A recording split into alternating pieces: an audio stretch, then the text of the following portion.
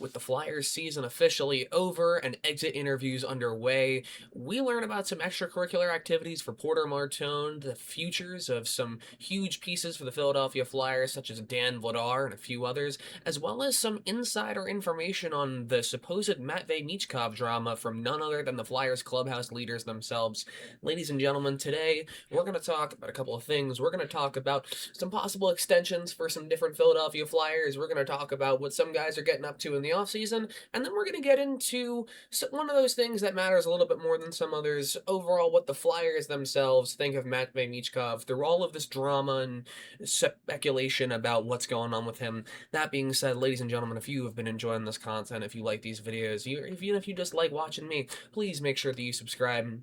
Keep up with the channel. It's 100% free. Most of the people that watch these videos aren't subscribed anyways, and it helps us out a lot. Plus, it helps you stay connected to the Flyers and stay up to date with all the new information coming out. That being said, we're going to jump straight into it, and we're going to start with Porter Martone. Ladies and gentlemen, Porter Martone got announced by Hockey Canada today to be representing Team Canada at Men's Worlds. All right. Porter Martone played absolutely phenomenally for the Flyers this year. He was an amazing player for us down the stretch. He kind of took a backseat during the playoffs, but that's to be expected from a guy that's not even 3 whole months removed from taking college classes at the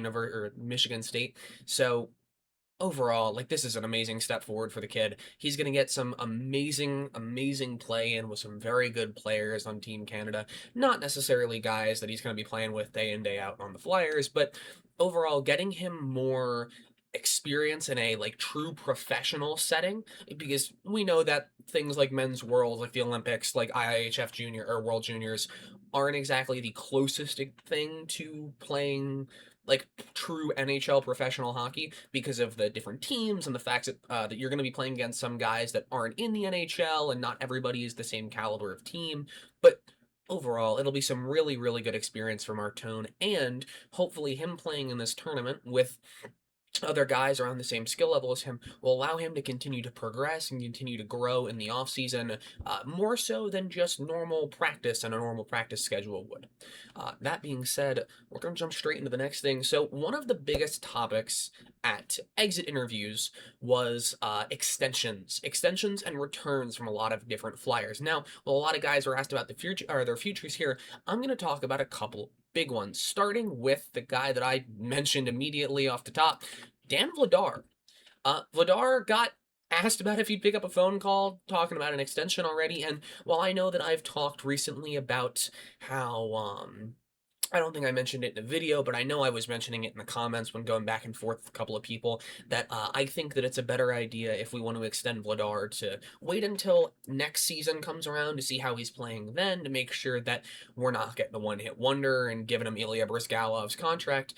I do still think that re-signing Dan Vladar and extending him is an incredible idea, and I think that if the Flyers can finally figure out that guy in goal, the guy between the pipes that they can rely on day in and day out, hopefully not 55 games a year, because that would probably drive Dan Vladar through a wall, quite literally. But as long as we can figure out a definitive #1 goalie, if it ends up being Dan Vladar and he can continue to play like he did this year, even at a similar level to this year in and year out, I'm absolutely on board with giving him an extension. I don't think there's anybody that's a real Flyers fan in general that's not on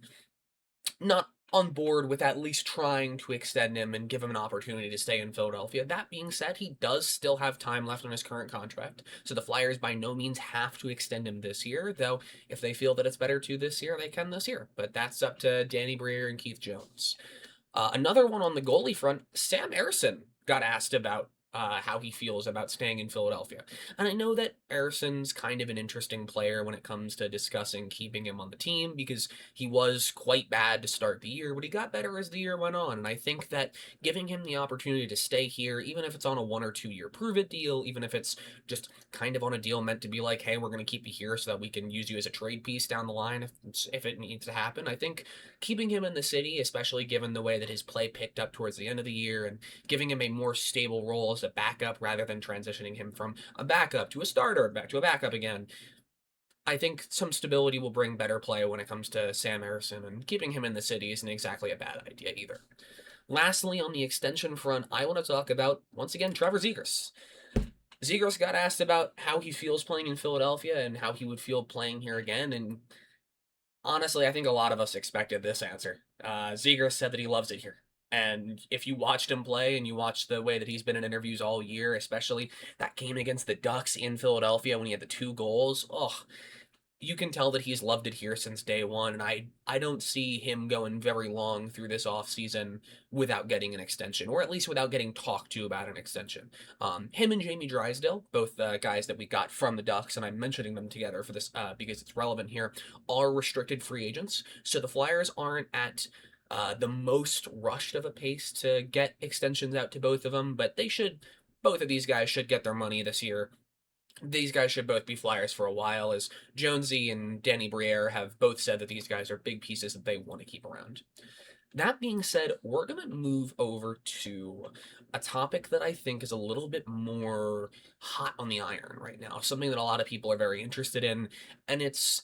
a lot of these videos recently I've talked about the outsider's perspective of what is going on between the players and the players in the Flyers locker room and between everybody and Matvei Michkov. All right, Michkov has been a center point for discussion for a long, long time. Whether it be people saying that we think that Rick Tocchet hates him, to people saying that we think that he needs to get traded, that Danny Brière and them are trying to sabotage his career, that they're trying to send him to the Arizona Coyotes, even though they don't exist anymore. During exit interviews, we finally got opinions on Michkov from some of the Flyers' biggest leaders. And one of the ones that I want to bring up first is Travis Konecny. Travis Konecny, of all people, and I know that he's been under he's been on the hot seat a little bit for the way that he played in the Carolina series, but Konecny was out here actively supporting Michkov and confiding in him in the fact that Konecny, as a guy that speaks English natively and did not have to move, or not necessarily countries, but didn't have to move continents to come and play for the Flyers, said that he remembers it wasn't easy getting accustomed to being in the United States and being in Philadelphia and on the Flyers and playing at this level especially, and he said that he just can't imagine having to do all that with the language barrier. On top of this, Konecny said outright that it's not like he's on the ice for games and that's it. He said that Michkov is a very active member of this team and that he's constantly putting work in. So this media-driven idea that Michkov is fat and lazy, and it's the only thing that the national media ever talks about when it comes to this team is just outright not correct. And we've got guys that are like locker room leaders for the Flyers that are actively coming out and talking on Michkov's behalf and saying how much that they enjoy this guy and that they understand that he is going through a tough point and they're not blaming him for having a down year considering everything that he's going through. Even guys like Travis Sanheim, who admit outwardly that there is a ton of pressure on him and that pressure is not exactly good for the learning process and overall that just getting accustomed to being in a new country on a new team around new players for anybody, let alone a guy that's barely older than I am myself. Couturier, one of the other big leaders in the Flyers locker room, being the Flyers captain, also said that he can't imagine the situation that he's going through right now. Couturier was one of those other guys. He said something very, very, very similar to what TK said earlier about just not even being able to comprehend the kind of stress and the kind of situation that Michkov is in right now with the language barrier and coming overseas and that in general. That being said, there were some questions asked to Michkov directly, and they asked him about his post-Olympic play and transitioning into the playoffs and what happened with it, and he gave us the equivalent answer of, I'm going to be honest with you, man, I have no idea. And according to him, he did his best to help and do what Tocchett and the coaching staff and the other players asked him to. And honestly, regardless of if he was giving it 100%, regardless of what it is that you want to believe that he was doing, what you want to believe Tocchett was doing, if Brière and them were sabotaging his chances, hearing that this kid actually wants to come in and help the team every day and that he truly did believe that he was trying his hardest to come out and give everything that he had to this team and help this team in every possible way that he could, whether it was playing defense, which he's not exactly the greatest at, and we've known this ever since he got onto the team, or even just trying to produce in the minimal offensive chances that he had while in the playoffs and in the limited minutes that he had. It's great to see that he is trying at the very least, and it at least throws out that narrative that Michkov doesn't want to be here. All right. That being said, the Flyers leaders want Michkov around, and Michkov seems, from these interviews at least, to want to stay in Philadelphia.